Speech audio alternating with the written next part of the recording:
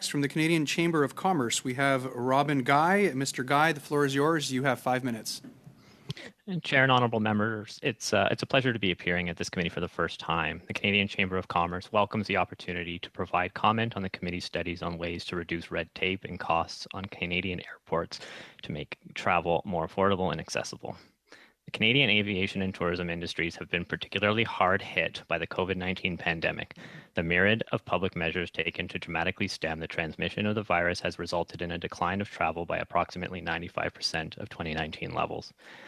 The protracted pandemic will result in Canada's airports losing more than $4.6 billion in revenue in 2020-2021 and adding $3 billion in debt to stay open and maintain safe and secure operations.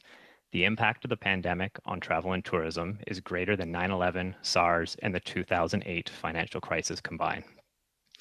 Prior to the pandemic, the impact of Canada's airports on a national scale is a major economic development of communities and regions across Canada.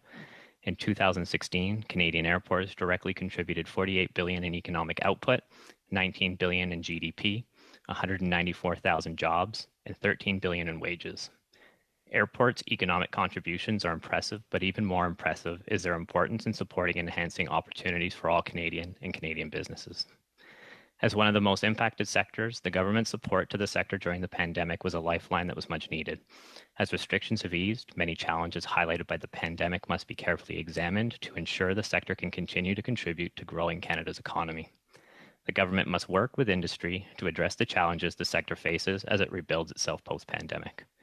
In the time available, allow me to focus on a few points in the area the committee has identified as points of interest. Firstly, on regulation. The government must review all regulations introduced during the pandemic. Throughout the pandemic, many new regulations were introduced in the spirit of public health. However, with high vaccination rates and an easing to many public health measures, some of these legacy pandemic regulations are outdated and no longer required.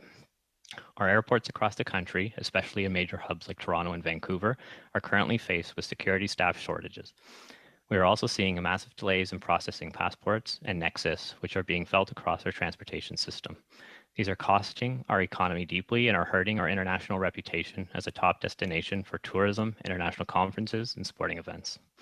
The responsible thing to do is for the government to undertake a full review of these regulations and remove those that are no longer required.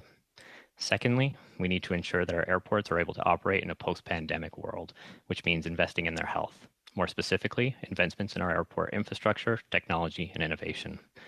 Low traffic volumes over the last 2 years have meant airports have had to delay much-needed capital projects as revenues have declined. Programs including the Airport Capital Assistance Program and the Airport Critical Infrastructure Program have been extremely important programs that have been critical for Canada's airports during the pandemic. As the sector looks to come out of the pandemic, it's imperative that these programs are renewed. The Government of Canada should reconsider its decisions to merely defer 2021 airport rent paid by all airports instead of provide a full waiver of rent until travel numbers have stabilized, given the declining circumstances faced by airports, and would allow them to re-examine key infrastructure upgrades. By agreeing to this, the government will allow airports to focus on capital investments on much needed new infrastructure and innovations.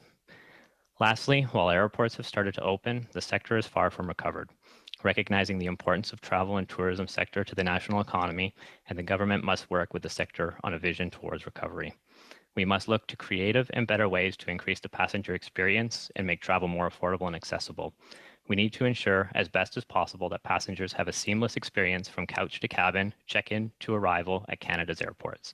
The committee should examine what other jurisdictions, such as the United Kingdom, European Union, and Australia, are doing with regards to ensure Canada's rules and regulation are strengthening our transportation system. For example, the Trusted Traveller program has been successful at facilitating faster travel for low-risk individuals. Canada has not taken advantage of this program to the same degree as our partners to the south. In the US, TSA PreChecked is a way pre-cleared travelers to navigate security faster, reducing bottlenecks at security checkpoints while continuing to keep our country safe. These simple methods are ways to promote better experience for all users, and there are opportunities to grow these programs at the different airports across Canada.